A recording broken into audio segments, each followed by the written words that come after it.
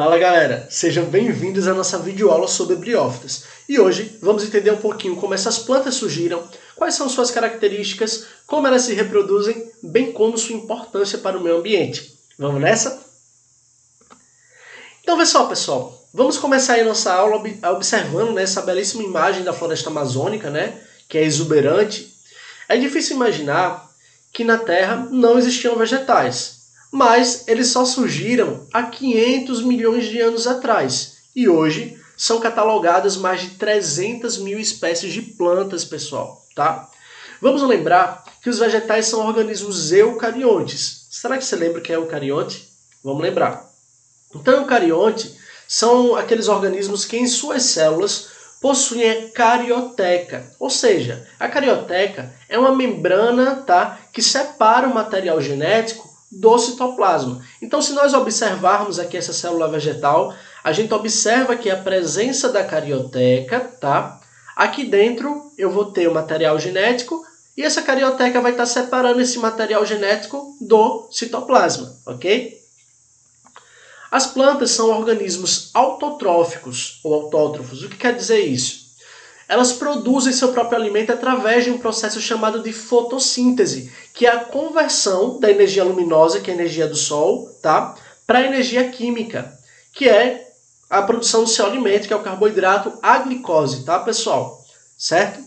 E esse processo de fotossíntese, ele é realizado por uma organela chamada cloroplasto.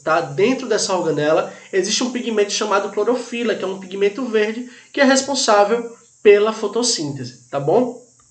E as plantas também são organismos pluricelulares, ou seja, são formadas por mais de uma célula. Briófitas, as primeiras plantas terrestres, Vamos entender como se deu esse processo de evolução agora, Bom, antigamente, muitas espécies de algas, elas viviam em ambientes rasos, que eram muito suscetíveis às variações de volume de água. Então, ora a maré estava baixa, ora a maré estava alta, certo?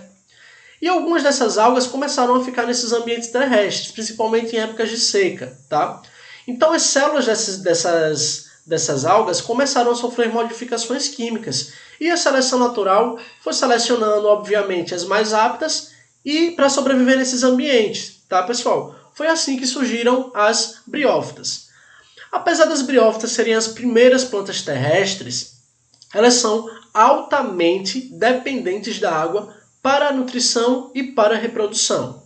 Mas só vamos observar aqui, pessoal, esse cladograma. Então a gente observa que a gente tem uma alga verde ancestral que deram origem aos vegetais. Então a gente observa que a partir desse pontinho aqui vermelho surgiram essas características, Então de embrião multicelular, arquegônios e anterídeos, que a gente vai ver daqui a pouco, que são estruturas que produzem os gametas das briófitas, E também foi ocorrendo o processo de evolução e surgindo novas características, dando origem a outros grupos de plantas que depois a gente vai ver com mais calma, pessoal? Então a gente vai estar centrado aqui nas briófitas, Então provavelmente você já deve ter visto, esse tapete verde, esse tapete verdinho aqui, em calçadas, troncos de árvores, muros, pessoal? Esses seres aqui são as briófitas, mais conhecido como os musgos. Então aqui observem mais musgos. Mas também, como representante das briófitas, a gente não só tem os musgos, temos também as hepáticas, Então, pessoal, como a gente já falou, as briófitas foram as primeiras plantas terrestres.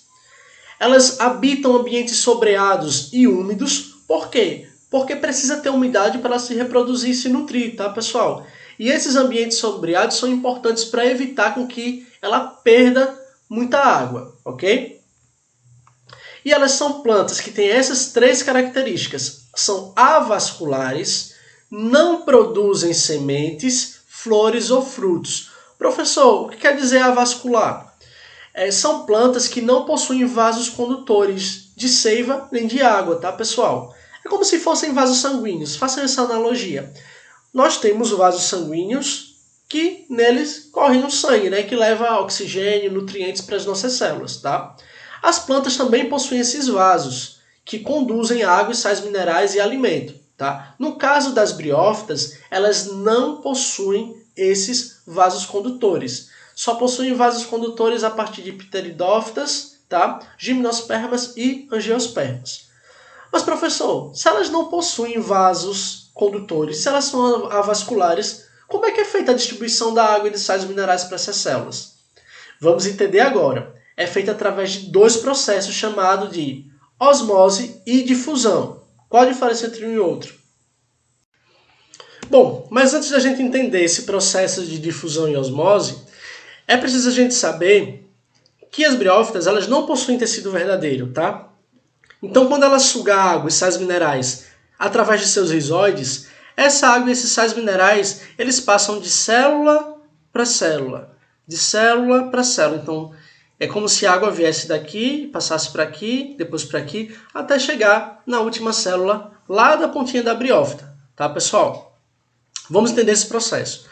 Então vamos começar pela osmose. A osmose seria a passagem de água de uma célula para outra, tá, pessoal? Em termos mais simples, tá? Então observem que essas bolinhas azuis aqui são as moléculas de água passando de uma célula para outra. Imagine que aqui seja uma célula e aqui seja outra célula, tá? Então quando essa célula enche, ela passa para outra célula. E assim sucessivamente, tá, pessoal? Nos sais minerais ocorre a mesma situação. Então, imagine que aqui é uma célula e aqui é outra célula. Então, os sais minerais passam dessa célula para essa célula, depois para a célula seguinte e assim sucessivamente. É basicamente o mesmo processo, só que quando se fala em água a gente chama de osmose e quando se fala em sais minerais a gente chama de difusão. Tranquilo? Passando agora para a estrutura das briófitas. É uma das partes mais importantes, galera, porque para a gente entender reprodução, a gente precisa entender a estrutura das briófitas, ok? Então vamos lá. Eu falei para vocês que as briófitas elas não possuem tecido verdadeiro, né? Então elas não vão formar caules verdadeiros, raízes verdadeiras, folhas verdadeiras.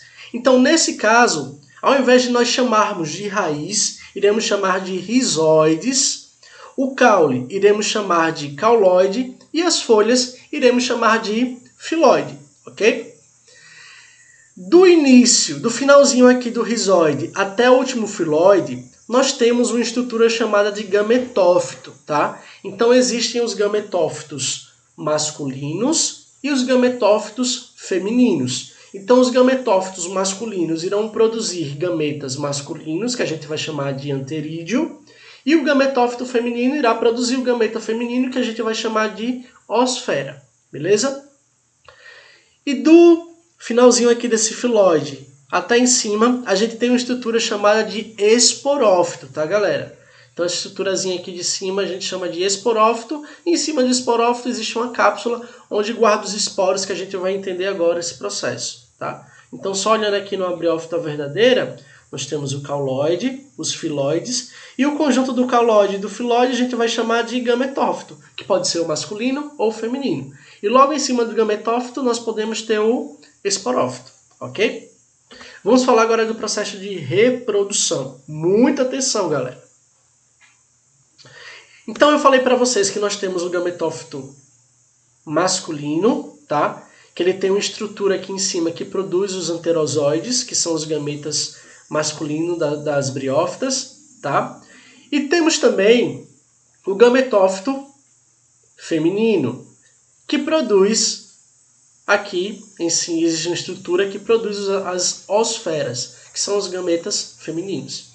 Eu falei para vocês que as briófitas elas são plantas altamente dependentes da água para o processo de reprodução. Vamos entender agora por quê.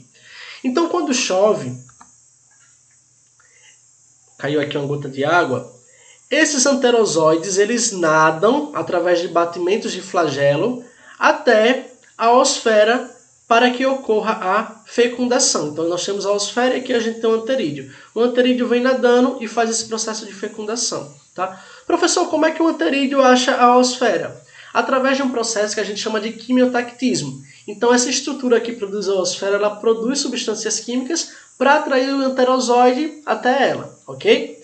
Então, depois que ocorre a fecundação, temos então o zigoto, e esse zigoto vai desenvolver uma estrutura chamada de esporófito, tá, pessoal? Então, esse esporófito ele vai começar a crescer, olha só. E aqui no finalzinho nós temos a cápsula, tá? Dentro dessa cápsula existem os esporos, tá? E esses esporos, eles vão sair dessa estrutura aqui, através do ar, da chuva, né? Então vai arrastar esses esporos. E esses esporos são como se fossem sementes, entre aspas, tá? Que caem no solo e geram novas briófitas, novos gametófitos, ok? Portanto, galera, a gente diz que nas briófitas existe alternância de gerações. Por quê, professor? O que é uma alternância de gerações? É porque no processo de reprodução existe uma fase sexuada, que é quando o anterozóide fecunda a osfera, e uma fase assexuada, que é quando esses esporos caem no ambiente e geram novas briófitas, ok?